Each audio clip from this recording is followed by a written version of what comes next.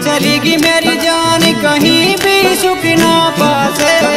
ऐसे मत कर बोला सब मेरी जानी रोटी भी मोहे ना पासे। ऐसे मत कर बोला सब मेरी जानी रोटी भी मोहे ना पासे।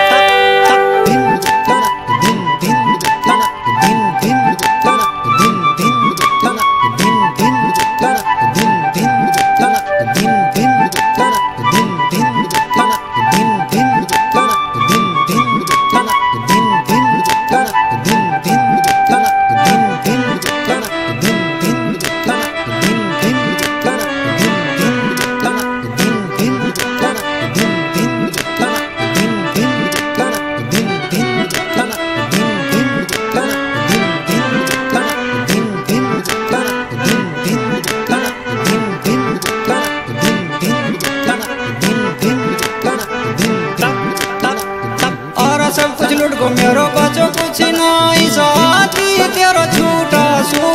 जिला हंस के भोजा भी मोई धारा ना कुछ रूठा सो। जिला हंस के भोजा भी मोई धारा ना कुछ रूठा सो।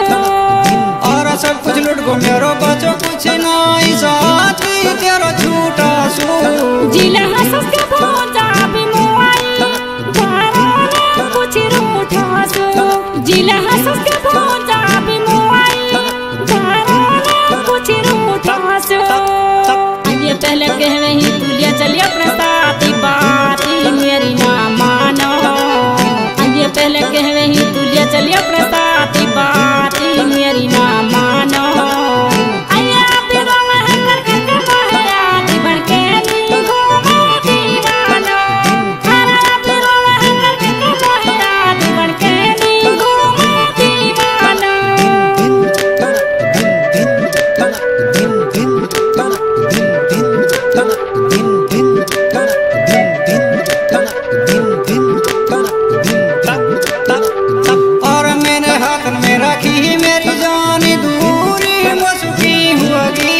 मैं तो तेरी नारी किस्मत